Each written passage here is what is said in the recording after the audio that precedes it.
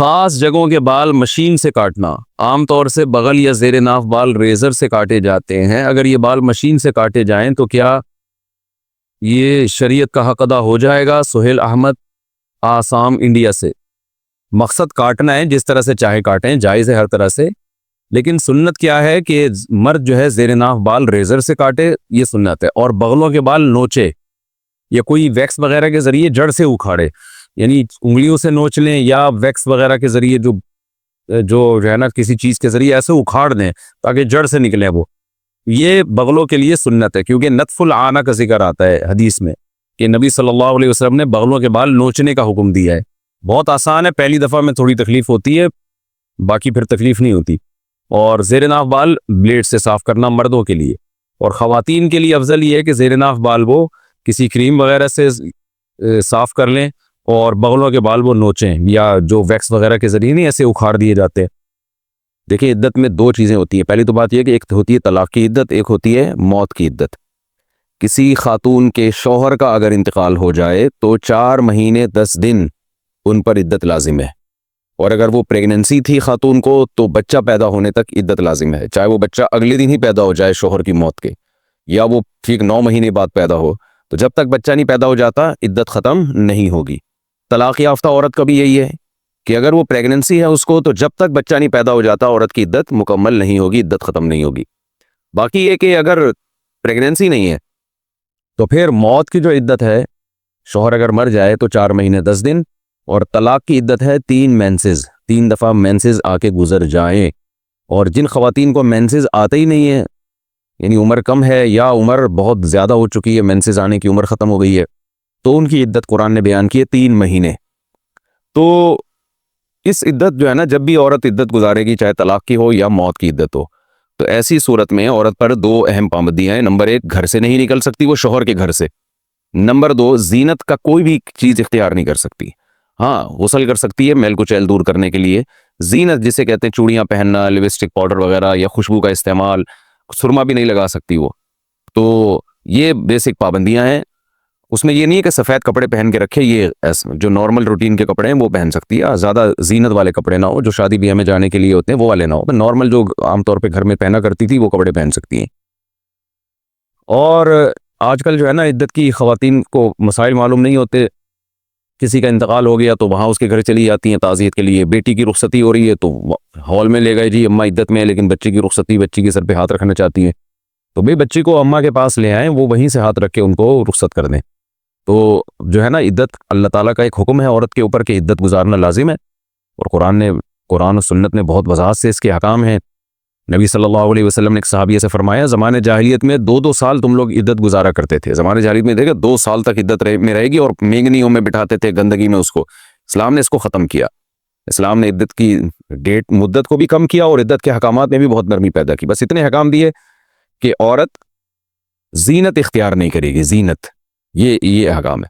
ہاں، کوئی عورت معاشی لحاظ سے بہت مجبور ہو اور کوئی اس کی کفالت کرنے والا نہ ہو، تو پھر وہ ظاہر ہے روٹی تو پہلے ہے، تو پھر شدید مجبوری میں وہ دن میں کمانے کے لیے جا سکتی ہے، دن میں کمانے کے لیے جائے گی، اور جتنا جلدی ہو واپس آ جائے گی، وہاں بھی نامحرم سے اختلاط نہ ہو۔ یہ جو مسئلہ پوچھا ہے کہ اس دوران فون پہ بات کر سکتی ہے، تو اگر ضرورت کی بات ہے تو فون پہ کی جا سکتی ہے، لیکن اپنے گھر کی 4 دیواری میں رہتے ہوئے، کچھ ضرورت کی اگر بات ہو۔ لیکن عورت پر جو نامحرم سے عام حالات میں بھی پردہ فرض ہے، عدت کے دوران یہ پردہ زیادہ فرض ہو جاتا ہے۔ عدت کے دوران نامحرم سے اختلاط یا بات چیت، بلا وجہ کی بات چیت، یہ زیادہ بڑا جرم ہے، زیادہ بڑا گناہ ہے۔ عورتیں ٹوٹے ہوئے بال کہاں پھینکیں؟ عورتیں جو کنگھی کرتی ہیں اور ان کے جو بال گرتے ہیں، جب وہ اکٹھے ہو جاتے ہیں تو انہیں کہاں پھینکیں؟ نیز ہمارے ہاں برتن دینے والی آتی ہے تو ہمارے کچھ رشتہ دار بال دے کر وہ برتن لیتے ہیں۔ استغفر اللہ، کیا یہ صحیح ہے؟ میمونہ خوشاب سے، یہ تو بالکل ہی غلط ہے، بال دے کے برتن خرید لینا۔ تو باقی خواتین کو چاہیے، دیکھیں اس میں کوئی، ویسے تو کہیں بھی پھینک سکتی ہیں، بال ہے کہیں بھی پھینک دیں، لیکن ایک حیا کا تقاضا ہے کہ ان بالوں کو کہیں چھپا دیا جائے، کیونکہ جسم سے نکلا ہوا حصہ ہے، اور عورت کے بال ہے تو بہتر ہے، کوئی فرض واجب نہیں ہے، بہتر ہے کہ ان بالوں کو کہیں مٹی میں دفن کر دیا جائے یا کسی ایسی جگہ پھینکا جائے جہاں نظر نہ پڑے لوگوں کی، ایک بہتر کی حد تک ہے، یہ کوئی فرض واجب حکم نہیں ہے۔ ورنہ جہاں جائیں پھینکیں، لیکن گٹر وٹر میں نہیں پھینکنا چاہیے. انسان کے جسم سے نکلا ہوا ایک ایک حصہ ہے، تو اس کا اتنی بے اکرامی اس کی ٹھیک نہیں ہے کہ اس کو گٹر میں پھینک دی. جیسے ناخن کے بارے میں بھی ہے کہ گٹر میں نہ پھینکے جائے، کیاری میں پھینک دیے جائے. عصر کے وقت سجدہ کرنا، قضا نماز پڑھنا. کیا ہم عصر کے وقت سجدہ کر سکتے ہیں، یا کوئی قضا نماز اس عصر کی نماز سے پہلے یا عصر کی نماز کے بعد پڑھ سکتے ہیں؟ قرۃ العین. عصر کی نماز کے بعد آپ سجدہ بھی کر سکتے ہیں اور قضا نماز بھی پڑھی جا سکتی ہے. ہاں، نفل نہیں پڑھ سکتے آپ. البتہ جب سورج بالکل غروب ہونے کے قریب ہو، سورج غروب آفتاب سے تقریباً ایک نیزہ بلند ہو، جب اس کی تپش کم ہو جاتی ہے، تو اس وقت سجدہ کرنا بھی مکروہ ہے اور فرض نماز قضا کرنا بھی اس وقت مکروہ ہے. اس وقت صرف اس دن کی عصر کی نماز آپ پڑھ سکتے ہیں اگر نہ پڑھی ہو، اور اتنی تاخیر پھر بھی جائز نہیں ہے. ساس ظلم کرے تو بیٹا الگ گھر میں رہ سکتا ہے. میری شادی کو 1 سال ہو گیا ہے. ہماری پسند کی شادی ہوئی تھی اور میرے شوہر مجھ سے بہت خوش ہیں. ہماری ایک بچی ہے، ہماری ایک بچی ہو کر فوت ہو گئی ہے. میری ساس میرے شوہر کو بولتی ہیں کہ مجھے طلاق دے دیں. لڑائی جھگڑا بھی بہت کرتی ہیں. 3 مہینے سے میرے شوہر کو مجھ سے الگ سلا رہی ہیں. کیا اس بنا پر میرے شوہر مجھے اپنی ماں سے علیحدہ الگ گھر میں رکھ سکتے ہیں؟ کراچی سے کسی خاتون نے نام بھی لکھا ہے، لیکن میں نام شو نہیں کر رہا، خامخواہ میں آپ کی ساس کو پتہ چلے گا، وہ کہیں گی اور مسئلہ ہو گیا. لیکن پتہ تو چلی گیا، جو 3 مہینے سے شوہر کو الگ سلا رہی ہیں تو وہ تو سمجھ جائیں گی میں ہی سلا رہی ہوں الگ. تو عائشہ صاحبہ نے کراچی سے پوچھا ہے. دیکھیں، اصولی طور پر تو ایک طرف کا بیان سن کے فیصلہ نہیں کیا جا سکتا. آپ کی ساس کا بھی بیان میں سنوں گا تو فیصلہ کروں گا غلطی پر کون ہے، آپ ہیں یا وہ ہیں. لیکن بالفرض اگر ایسا ہو رہا ہے، دیکھیں اصولی طور پر اللہ نے والدین کا اتنا حق بیان کیا ہے کہ نبی نے فرمایا کہ ماں اگر بیٹے کو حکم دے کہ بیوی کو چھوڑ دو تو حکم ہے کہ چھوڑ دے اس کو. لیکن علماء کہتے ہیں یہ اس صورت میں ہے، کیونکہ حدیث سے پتہ چلتا ہے کہ اس صورت میں ہے کہ بیوی بہت زیادتی کر رہی ہو شوہر کی ماں کے ساتھ. تو پھر ایسی صورت میں تو اگر آپ بہت زیادتی کر رہی ہیں شوہر کی ماں کے ساتھ، ساس کے ساتھ بہت ظلم کر رہی ہیں، تو پھر تو ماں کا مطالبہ ٹھیک ہے. لیکن اگر ایسا نہیں ہے، آپ نارمل زندگی گزار رہی ہے جیسے سب گزارتے ہیں، اور ساس نے آپ پر کام کا بہت زیادہ بوجھ ڈالا ہوا ہے، یا وہ آپ کے ساتھ خامخواہ میں آپ کو ٹارچر کر رہی ہے، تو پھر یہ ساس کی طرف سے زیادتی ہو رہی ہے. اور ایسی صورت میں شوہر پر لازم ہے کہ وہ بیوی کو ساس سے الگ گھر لے کے دے، بالکل سیپریٹ انتظام کرے اس کے لیے. اگر وہ نہیں کرے گا تو گناہ گار ہوگا. بیگم جب بھی ماں کے گھر سے آئے گی پھٹا ضرور ہوتا ہے. یہ میں نے بہت سے گھروں میں دیکھا ہے. بہت لوگ شکایتیں کرتے ہیں، یار ہماری بیگم جب اپنی ماں کے گھر سے آتی ہے نا تو لازمی پھٹا ہوتا ہے، پتہ نہیں کیا ہوتا ہے. میں کہتا ہوں وہاں سے سافٹ ویئر اس کے نا اپڈیٹ ہو جاتے ہیں. آپ کے پاس رہتے رہتے وہ سافٹ ویئر پرانے ہو جاتے ہیں، لڑائی والے وہاں جائیں گے اپڈیٹ ہو جائیں گے، ٹھیک ہے نا. تو جب آئے گی تو ظاہر ہے پھر کیا ہوگا. تو 2-3 دن کا پھٹا ہے، میں نے کہا برداشت کر لیا کرو. اور اتنے خوش ہو رہے ہوتے ہیں. لبرل لوگوں کے یہاں بڑے مسائل ہیں، ان کو اماں کے یہاں جا رہی ہے، وہ تو اماں ان کے یہاں اتنی لفٹ نہیں کراتی کہ امی یہاں رہنے کے لیے جا رہی ہوں. لبرل خواتین نے اتنا ماڈرن ماحول میں ٹائم گزارا ہوتا ہے کہ امیوں کو تو ویسے ہی لفٹ نہیں کرا رہی ہوتی. بھائی کسی خانقاہ میں ماڈرن عورت پہ آپ کا بدگمانی نہ شروع کر دیں، سب ایسے نہیں ہوتے. میں بتا رہا ہوں کہ یہ خرابی پھیلنا شروع ہو گئی ہے. تو ان کے ہاں مرد کو نہیں اطمینان ہوتا کہاں جا رہی ہے، عورت کو شوہر پہ اطمینان نہیں ہوتا. وہ گرینڈر والی مشین والا لطیفہ ہے نا، کئی بار سنا چکا ہوں. ایک خاتون کو اپنے میاں پہ اعتماد ہی نہیں تھا. وہ جاتی تھی صبح آفس، میاں بے روزگار گھر میں پڑے رہتے تھے. ان کو ڈر تھا کہ جب بھی یہ گھر میں رہے گا نہیں نا، یہ نکل جائے گا کہیں لڑکیوں کے پیچھے. تو وہ فون کر کے کہتی ہیں کہ آپ کہاں ہیں؟ کہتا میں گھر پہ ہوں. کہتی ہیں کوئی ثبوت گرینڈر مشین چلا کے دکھائیں. وہ گرینڈر مشین زوم کر کے چلاتا، ہاں بھائی گھر پہ ہی ہے. ایک دن خاتون اچانک گھر پہ آئیں تو میاں غائب ہے. بیٹے سے پوچھا میاں ابا کہاں ہیں؟ کہہ رہے ہیں وہ گرینڈر مشین لے کے نکلے ہوئے ہیں کہیں. وہ گرینڈر مشین لے کے نکلے، وہ ہے نا جان والا لطیفہ بھی ایک. نہ عورت کو شوہر پہ اعتماد ہے اور نہ شوہر کو بیوی پہ. تو یہ حساب کتاب چل رہا ہے. وہ ایک خاتون نے اپنے بیٹے سے پوچھا بیٹا تم اسکول میں کیا پڑھتے ہو؟ یہ پڑھا ہے کہ جان کیسے نکلتی ہے؟ اسلامیات کے ٹیچر نے بتایا ہوگا جان کیسے نکلتی ہے. اس نے کہا پڑھا ہوا ہے. کیسے نکلتی؟ کھڑکی سے نکلتی ہے. ماں پریشان ہے، جان کھڑکی سے کہاں سے؟ کہتی ہے سمجھی نہیں کیسے؟ کہتی ہے دیکھیں امی جب آپ گھر پہ نہیں ہوتی نا تو ایک انٹی آتی ہیں گھر میں، جیسے ہی آپ دروازہ نوک کرتی ہیں تو ڈیڈی کہتے ہیں جان کھڑکی سے نکل جاؤ. جان کھڑکی سے نکل جاؤ. تو جان کھڑکی سے نکلتی. بچے بڑے ہوشیار ہوتے ہیں، یہ ذرا بچوں سے ہوشیار رہا کریں، ٹھیک ہے نا. تو لبرل لوگوں کے ہاں بڑے مسائل ہیں. سمیں ڈالی جا رہی ہیں بیگموں کے موبائل میں، کہاں جا رہی ہے ٹریس کر رہی ہے. بھائی پاک دامن لڑکی سے شادی کرو. ہمارے ایک دوست ہیں ان کی زیادہ شادیاں ہیں، 2 شادیاں انہوں نے پڑھی لکھی لڑکیوں سے کی ہیں. پڑھی لکھی لڑکیوں میں بھی اچھی بھی ہوتی ہیں بری بھی ہوتی ہیں، کوئی पढ़ी लिखी होने का मकसद बताना नहीं है कि मैं पढ़ी लिखी को बुरा कह रहा हूँ। एक शादी उन्होंने की है गांव देहात में जाके, केपीके में किसी गांव से लेकर आए, सवात से। साइंसदान है वो बंदा, बहुत पढ़ा लिखा है। कह रहा है यार मुझे जो सुकून मिला है ना ये तीसरी शादी के बाद, जो अनपढ़ लड़की है, कह रहे मुझे दुनिया में जन्नत मिल गई, हालांकि वो अनपढ़ है। कह रहे मैंने 2 शहरी एजुकेटेड लड़कियों से शादी की है और एक शादी मैंने की है गांव की सवात से, केपीके से। कह रहे वो जो अनपढ़ है ना, जो गांव देहात की है, इतना दिमागी सुकून मुझे मिला है वहां शादी करके कि इसलिए मैं लोगों से कहता हूं ठीक है पढ़ी लिखी भी एक आध करो। मैं एजुकेशन के खिलाफ नहीं हूं कि मेरे बयान को गलत लेके चले जाएं। असल में यूनिवर्सिटियों में एजुकेशन के साथ ना जो लिबरलिज्म है ना, जो माहौल खराब किया जा रहा है, वो बड़ी बर्बादी है। ये एक हकीकत है। यूनिवर्सिटियों में लड़कियां चरस पी रही हैं। नहीं आ रही बात समझ में? नहीं आता यकीन? पंजाब यूनिवर्सिटी में कभी मेरे साथ चलना, मैं आपको छप्पड़ में बुर्का पहन के जाऊंगा मैं, ऐसे तो अब जा नहीं सकता मैं। पंजाब यूनिवर्सिटी में मैं चर्च पीती हुई लड़कियां आपको अपनी आंखों से दिखाऊंगा। समझते हो कि नहीं समझते हो? तो ये हमारी यूनिवर्सिटियों का फ्यूचर है। और लड़के तो सुट्टे शुरू से ही लगाते आ रहे हैं, वो तो कायदे आजम के दौर से लगा रहे हैं, अब थोड़ा और ज्यादा हो गया होगा।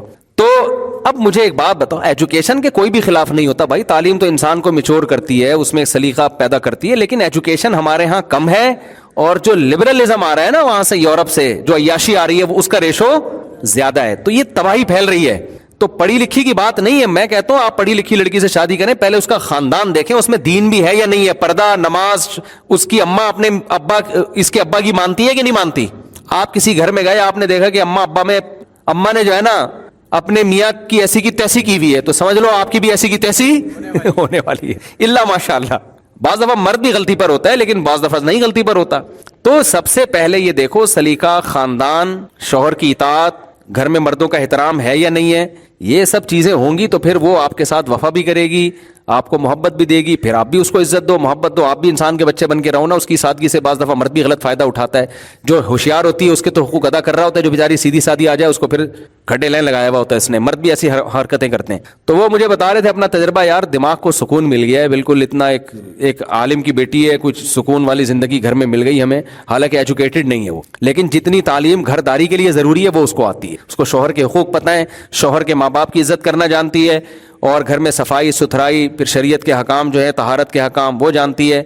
हमारी दादियां नानियां तो बस इतना ही पढ़ी हुई थी, बड़ी कामयाब जिंदगी गुजारी उन्होंने। समझते हो कि नहीं समझते? हमारी दादी को तो स्कूल का पता ही नहीं था बेचारी को, उन्होंने बहश्ती जेवर पढ़ा हुआ था, तहारत के हकाम, सफाई, ऐसी जबरदस्त सफाई सुथराई कि आज वो सफाई सुथराई नजर नहीं आती। इतना तहारत का एहतमाम करती थी, तहज्जुद की पाबंद, नमाज रोजा, ये सारी चीज़ें, ऐसी प्यारी ज़िंदगी उन्होंने गुजारी। बच्चे भी पैदा हुए, बच्चों को पाला भी, बच्चों की मोहब्बतें भी मिली, पोते नवासों की मोहब्बतें भी मिली, और एक बेहतरीन अल्लाह के हकाम वाली ज़िंदगी गुजार के दुनिया से चली गई। उनकी ज़िंदगी में गम भी बहुत आए, उन गमों ने उनको डिप्रेशन का मरीज़ नहीं बनाया, बल्कि गमों में सब्र किया। क्यों? पढ़ा हुआ था भाई, अल्लाह ताला सब्र करने वालों के साथ है, बेसब्रों के साथ नहीं है। ये सारी चीजें मोटी मोटी उनको कोई मोटिवेशनल स्पीकर की तकरीर कभी नहीं सुनी उन्होंने। समझते हो कि नहीं समझते? कोई तकरीरें नहीं सुनी उन्होंने, लेकिन सारे गम भी बर्दाश्त किए। उनकी जबान पे बस भाई अल्लाह का फैसला है। क्या है भाई? अल्लाह का फैसला है। मैयतें भी देखी, अल्लाह का फैसला है। हमने नहीं देखा, हमारी दादी ने कभी जिंदगी, 85 साल की उम्र के बाद उनकी उम्र बढ़ना खत्म हो गई थी, क्योंकि 85 साल के बाद हम जब भी पूछते थे 85 ही की रहती थी वो। 90 की हो गई तो भी 85 की थी। हमने कहा आपने 5 साल पहले 85 की थी, आप अब भी 85 की, बस उनकी रिपोर्ट थी भाई 85 की हूँ, ठीक है ना। तो हम भी मान लेते थे दादी है, उनसे कौन बहस करे। इतनी लंबी लंबी उम्रें, ना उनको ये पता था कि जी ये वाला पानी पीना है तो वो वाला बॉयल करके पीना है, वही पानी जो नलकों में आ रहा है, सही है ना, वही पानी पी रही थी, वही बड़े का गोश्त खा रही थी, वही रोटी खा रही थी, और मीठा ऐसा खाती थी, चाय में ना 4-4 चमचे मीठे के डाल के। हम कहते थे इतना शहद जैसा मीठा, कहती हैं बेटा हमें चाय की हाजत नहीं, तो मीठे के चक्कर में चाय पीते हैं। फिर भी यार 90 साल की हो गई, आज पता नहीं कोलेस्ट्रॉल और सारी रिपोर्टें क्लियर आ रही होती हैं, फिर मर जाता है थोड़े दिनों में, जाके हार्ट अटैक हो जाता है, पता नहीं। डिप्रेशन नहीं थी उनको, समझते हो कि नहीं समझते? मैं नहीं कह रहा मीठा पिया करें, मीठा ना खाया करें, बीमारियां हैं इसमें आज, लेकिन इतना कुछ सेहत के खराब करने वाली चीजें खा के भी माशाल्लाह 90 साल खुशियों में जिंदगी गुजारी उन्होंने, कामयाब लाइफ गुजारी। क्यों? अल्लाह पे एतमाद, अल्लाह पे तवक्कुल, नमाज रोजे में दिलचस्पी। समझते हो? तो ये चीजें नहीं थी उनकी जिंदगी में। और अपने शौहरों से वफा करना, अपने बच्चों का ख्याल करना, अपने माँ बाप के लिए दुआएं मांगना, अपने रिश्तेदारों से सिला रहमी करना, ये सारी खूबियाँ, और एक नहीं है इसकी तो दर्जनों मिसालें मिलती हैं। मुझे याद है हमारे इंडिया से एक बुजुर्ग आए खानदान के, उनकी उम्र 70 साल थी। हम उनको तफरी कराने के लिए क्लिफ्टन लेकर गए, बार बार नमाज बेटा नमाज बेटा नमाज। हमने कहा अभी तो बहुत टाइम है नमाज में, اتنا انہوں نے مسلط کیا ہوا تھا نماز نماز نماز. ابھی ایک نماز کا ٹائم پڑھا دی ان کو مسجد میں جماعت سے, پھر نکلے تھوڑی دیر بعد بیٹا نماز بیٹا نماز. ہم نے کہا کیا ہو گیا بھائی, ابھی تو مغرب پڑھی ہے, بیچ ہمیں ٹائم ہے. بالغ ہوئے ہیں نا, آج تک ان کی ایک نماز بھی قضا نہیں ہوئی. میں نے کہا واقعی یہ ایسے لگ رہے ہیں کہ ان کی نماز قضا. زندگیوں میں سکون, ان کو ایک ہی ٹینشن تھی اللہ راضی ہو جائے. سمجھتے ہو آج بیسیوں ٹینشنیں پالی ہوئی ہیں, دنیا کی محبت ہے, نہ گھر میں ماں کو بیٹی احترام دے رہی ہے, نہ ماں بیٹیوں کے حقوق کا خیال کر رہی ہے, نہ بیٹا باپ کا, نہ باپ بیٹے کا. باپ شروع سے ہی بیٹے کو لبرل بناتا ہے, کہتا ہے مولویوں کے پاس نہیں جانا بیٹا, مولوی یہ ڈاکٹر ہیں ڈاکٹر صاحب کے پاس بیٹھا کرو, یہ سائنسدان ہے ان کے پاس بیٹھا کرو, یہ بزنس مین ہے اس کے پاس جاؤ. جو تمیز کا ایک دروازہ تھا آپ نے وہ کیا کر دیا, ایک تمیز سیکھنے آپ نے اس کو یونیورسٹی میں بھیجا جہاں تمیز کے علاوہ سب کچھ سکھایا جا رہا ہے. ٹیچروں کی تمیز نہیں رہی اب یونیورسٹیوں میں یار, تو تمیز ایک جگہ سے سیکھنے کو ملتی تھی وہ ختم کر دیا آپ نے. تو بچے اب پتہ ہے کیا, بچے جو مارکیٹ میں آ رہے ہیں, ماں باپ کہتے ہیں ہم نے لاکھوں لاکھوں روپے فیس دے کے ان کو پڑھایا اور ہمارے لیے ہمارے سروں پہ جوتے مار رہے ہیں. میں کہتا ہوں اس سے وہ غریب کا بچہ اچھا ہے جو گورنمنٹ اسکول میں کھڑکیوں سے بھاگتا ہے نا, ٹوٹی ہوئی کھڑکیوں سے.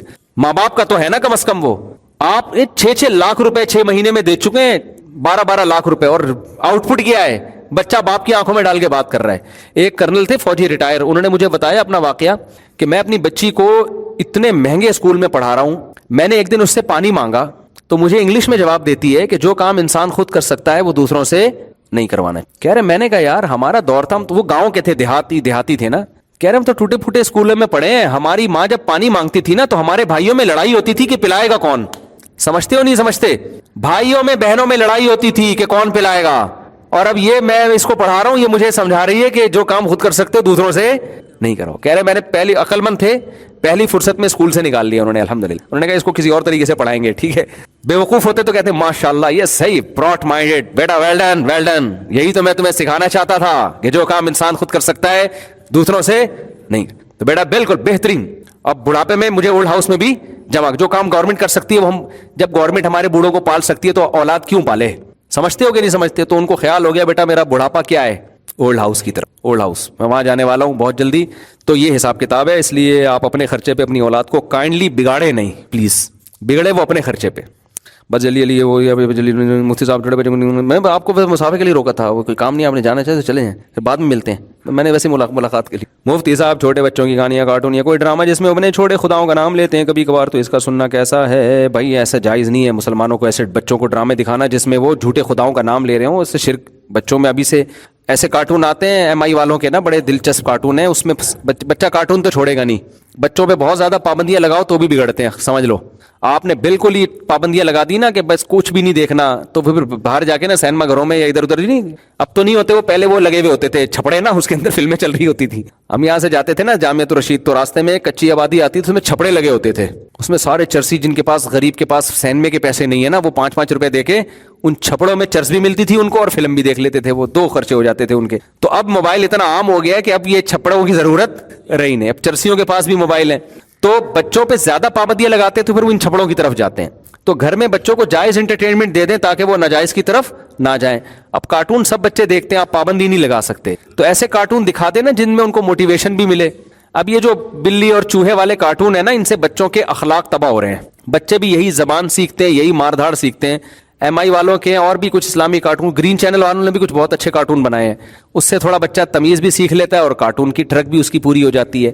تو وہ والے کارٹون لگا دیں تاکہ اس کی ٹرک بھی پوری ہو, سمجھ رہے ہیں, اور جو ہے اس کا تھوڑا سا اخلاق بھی سیکھ پھر قوارد. اچھا میرے بھائی مفتی صاحب, اگر واقعی کسی سے انجانے میں کفر کی بات ہو گئی تو جتنے لوگوں کے سامنے ہوئی ہے بھائی, انجانے میں کفر کی بات نہیں ہوتی, انجانے میں تو غلطی سے کفر کا جملہ منہ سے نکلتا ہے تو وہ کفر ہوتا نہیں ہے, تو اس کی کریکشن کر لے. ایسے لوگ کفر کے بارے میں وہمی بہت ہو گئے ہیں. کافر ہونا آسان کام تھوڑی ہے, پورا تمیز سے آدمی کفر کی نیت کرتا ہے تو پھر کافر ہوتا ہے. ایسے منہ سے کچھ بھی نکل جائے, وہ تو کچھ بھی نکلتا رہتا ہے غلطی سے.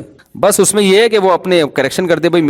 اچھا جتنے لوگوں کے سامنے ہوئی ہے گروپ میں, جتنے لوگوں نے سنی ہے, تو کیا سب کے سامنے بظاہر اس کو بٹھا کر سب کے سامنے, یار اتنا سخت نہیں کراؤ لوگوں کو نا, لوگ پہلے دین سے دور ہو رہے ہیں. منہ سے غلطی سے کچھ جملہ نکل گیا ہے, اگر گروپ میں نکل گیا تو وہ کہہ دے بھائی یہ میں یہ نہیں کہنا چاہتا تھا, میں کہنا یہ چاہتا تھا, غلطی سے ہی نکل دیا, بس ایک بیان کافی ہے, پھر اس کو ملامت کرنا اس کی اجازت نہیں ہے. پھر مفتی صاحب اگر واٹس ایپ گروپ پر کسی نے حدیث بھیجی اور دوسرے نے بھی ایسے ہی مذاق میں بول دیا کہ میرے یا فلاں کے نزدیک تو اس حدیث کی سند ٹھیک نہیں ہے مگر دل میں بے ادبی انکار کرنے کا ارادہ نہیں تھا، تو کچھ نہیں ہوتا، وہ حدیث کی سندوں پہ تو بڑا کلام ہوتا ہے، کسی کے نزدیک ٹھیک ہوتی ہے کسی کی صحیح نہیں ہوتی۔ مفتی صاحب مذاق میں کفر بولنے کا کیا حکم ہے؟ اگر کسی کا پانچ لوگ آپس میں بات کر رہے ہیں اور ایک بولتا ہے میں بریلوی ہوں، دیوبندی وغیرہ، تو کچھ ان میں مذاق میں کہنے لگتے ہیں میں تو یہودی یا قادیانی ہوں، یہ خطرناک جملہ ہے بھائی۔ پھر ایک دوسرے کی طرف مذاق میں یہ بات، یہ صحیح نہیں ہے، تو توبہ کرے۔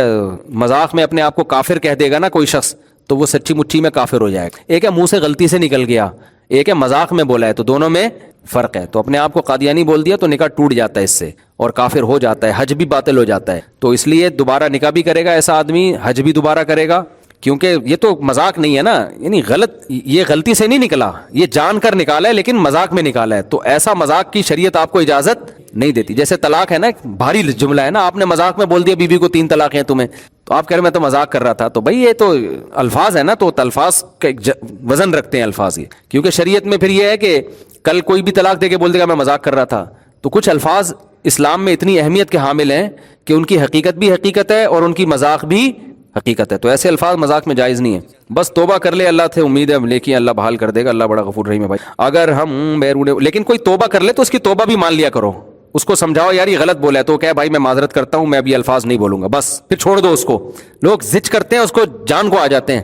مفتی صاحب اگر ہم بالکل بس وہ کہہ دیں کہ ہم نے تجدید ایمان کر لی ہے، بس اتنا، آپ نہ کلمہ پڑھوائیں ان کو، بس بولے ہم نے توبہ کر لی ہے اور ہم آئندہ یہ الفاظ نہیں کہیں گے۔ جی ہاں مفتی صاحب، اگر ہم شادی شدہ دوبارہ نکاح کے لیے، اب یہ نہیں کہ دوبارہ شادی تمبو لگائے گا، لوگوں کو بلائے گا، ہاں تجدید نکاح کے لیے اتنا کافی ہے، بیوی کو کہہ دے کہ تم مجھے نکاح کی اجازت دے دو کہ میں تم سے دوبارہ اپنا نکاح کر لوں، بیوی اجازت دے دے، پھر آپ 2 بندوں کے سامنے کہہ دیں کہ میں نے اپنی سابقہ بیوی سے اتنے مہر میں دوبارہ نکاح کر لیا، تجدید نکاح کے لیے اتنا کافی ہے۔ اب پورے ڈھنڈورا نہیں پیٹتے پھر لوگ بولیں گے پتہ نہیں کیا دوبارہ کیوں شادی ہو رہی ہے، کیا ہو گیا ان لوگوں کا، بس 2 گواہ چپکے سے ان کے سامنے تجدید نکاح کر لے، اور اپنے خاندان کے ہی ہوں، اخبار میں نہ دے کہ ہم 2 دوبارہ شادی کے بندھن میں جوڑ رہے ہیں ہم لوگ، اس سلسلے میں میرا آنا ہوا ہے۔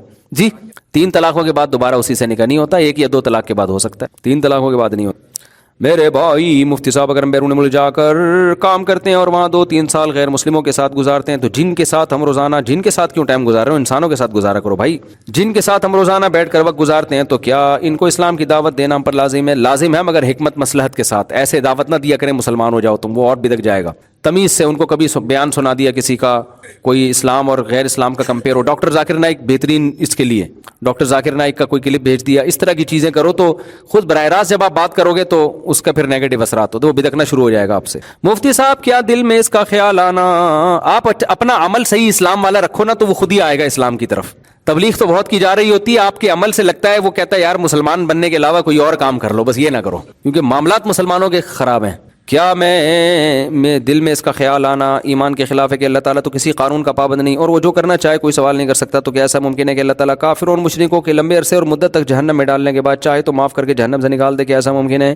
کیا ایسا خیال کا پریشان کرنا ایمان کے خلاف ہے؟ وہ پریشان ہونے کی بات نہیں ہے، ٹینشن لینے کی بات نہیں ہے، اس میں پریشان کیوں ہو رہے؟ خیال آ رہا ہے آنے دو، پریشانیوں کے لیے اور مسائل کم ہے کیا؟ باقی یہ کہ اللہ کسی قانون کا پابند نہیں ہے، لیکن کچھ قوانین اللہ نے اپنے اوپر ڈال دیے، جیسے حدیث میں آتا ہے اللہ نے جب قانون سازی کی نا، آئین لکھا، تو اس میں سب سے پہلا قانون لکھا سبقت رحمتی علی غضبی، اپنے لیے اللہ قانون بنا رہا ہے، اس میں اللہ نے لکھا میری رحمت میرے غصے پہ غالب رہے گی، یعنی اللہ اپنے آپ کو خود تو پابند کر سکتا ہے نا، اللہ کسی قانون کا پابند نہیں ہے کا مطلب یہ کہ کسی بیرونی قانون کا اللہ پابند نہیں ہے، خود اللہ اپنے لیے قوانین وضع کرتا ہے، پھر اللہ وعدہ بھی کرتا ہے کہ میں اس کا پابند ہوں۔ جیسے اللہ نے قانون بنایا، حدیث میں آتا ہے سب سے پہلے اللہ نے تقدیر کا قلم بنایا، تاکہ اللہ کائنات کو چلا رہا ہے نا تو قانون ایک آئین کے تحت چلائے گا، تو اس میں جو سب سے پہلی شق تھی وہ کیا لکھی؟ اللہ نے قلم سے کہا لکھ، قلم نے کہا کیا لکھوں؟ اللہ نے کہا لکھ سبقت رحمتی علی غضبی۔ کیا پیاری حدیث ہے کہ میری رحمت ہمیشہ میرے غصے پہ غالب رہے گی، معاف زیادہ کروں گا، سزائیں کم دوں گا، ورنہ اگر اللہ سزا عدل والا معاملہ کرے نا، انصاف والا، تو قرآن کہتا ہے ایک جاندار کو بھی زمین پہ زندہ نہ چھوڑوں، انسانوں کے ایسے گناہ مہلت دیتا ہے، یہ تو رحمت کی وجہ سے، تو یہ اللہ نے لکھ دیا، اب اللہ اس کا پابند ہے۔ تو اسی طرح اللہ نے یہ بھی لکھ دیا ہے کہ اللہ نے کافر پر جنت کو حرام کر دیا ہے، وہ ہمیشہ جہنم میں جلے گا، وہ مشرک پر اللہ نے جہنم سے نکلنے کو حرام کر دیا ہے۔ البتہ اس امت میں بعض علماء ایسے گزرے ہیں جیسے ابن تیمیہ رحمۃ اللہ علیہ، ان کی رائے یہ تھی کہ جہنم بھی ایک دن فنا ہو جائے گی، ختم ہو جائے گی، یعنی یہ جو کافر ہمیشہ رہے گا نا تو ہزاروں لاکھوں سال رہے گا، لیکن ایک وقت آئے گا کہ یہ جہنم کو بھی اللہ ختم کر دے گا، اس کافر کو بھی ختم کر دے گا، جنت میں تو نہیں جائے گا وہ، لیکن جہنم کو ختم کر دے گا۔ لیکن یہ رائے پوری امت کے خلاف ہے، اور کچھ روایات بھی انہوں نے اس پہ پیش کی ہیں، لیکن جمہور امت کا وہی عقیدہ ہے کہ وہ ہمیشہ, کیونکہ قرآن میں ہمیشہ کا لفظ ہے, اگرچہ وہ ہمیشہ کے لفظ میں تعویل کا امکان ہے, قرآن ہی سے پتہ چلتا ہے. جیسے قرآن میں آتا ہے کہ جو قاتل ہے نا وہ ہمیشہ جہنم میں جلے گا, حالانکہ حدیث سے یہ بات ثابت ہے کہ یہاں ہمیشہ کا مطلب ہمیشہ نہیں ہے, بلکہ ہمیشہ کا مطلب کیا ہے, طویل عرصہ. تو قاتل بھی ایک وقت جہنم سے نکلے گا. تو ابن تیمیہ رحمۃ اللہ علیہ نے یہی تعویل ان آیتوں کے بارے میں بھی کی ہے جن کے بارے میں آتا ہے کہ جو مشرک ہے ہمیشہ جہنم میں رہے گا. یہ ٹیکنیکل پیچیدہ باتوں میں پڑھنے کی آپ کو بالکل بھی ضرورت نہیں ہے. جو اسلام کا سیدھا سادہ جو قرآن نے عقیدہ بیان کیا, جو جمہور امت کا عقیدہ ہے, وہ یہی ہے کہ وہ ہمیشہ آپ اصل کوشش کریں جہنم سے بچنے کی, ٹھیک ہے نا. پھر جو اللہ نے کرنا ہوگا وہ اللہ کرے گا, جو ہمارا کام ہے وہ ہمیں کرنے. ہمارا کام ہے جہنم سے بچنے کی کوشش, باقی اللہ کی مخلوق ہے, اللہ ہے, وہ اللہ اپنی مخلوق کو ہم سے زیادہ جانتا ہے. فرعون نے موسیٰ علیہ السلام سے کہا تھا, جب موسیٰ علیہ السلام نے کہا نا کہ تو شرک کر رہا ہے تو اس سے تو جہنم کی آگ میں جائے گا, تو فوراً فرعون نے کہا تھا فما بال القرون الاولی, یہ تو اتنے لاکھوں لوگ جو ہم سے پہلے جا چکے ہیں ان کا کیا ہوگا. وہ چاہ رہا تھا موسیٰ علیہ السلام بولے وہ سارے جہنم میں جائیں گے, تو ایک دم ایک فتنہ کھڑا ہو جائے گا نا. تو موسیٰ علیہ السلام نے کہا علمھا عند ربی فی کتاب, اللہ کو سب کا پتہ ہے کس کو کہاں لے کے جانا ہے. لا یضل ربی ولا ینسا, میرا رب نہ غلطی کرتا ہے اور نہ بھولتا ہے. ایسا نہیں ہوگا کہ جانا جنت میں تھا غلطی سے جہنم میں بھیج دیا, یا بھیجنا جہنم میں تھا غلطی سے جنت میں بھیج دیا اور بھولتا بھی نہیں ہے.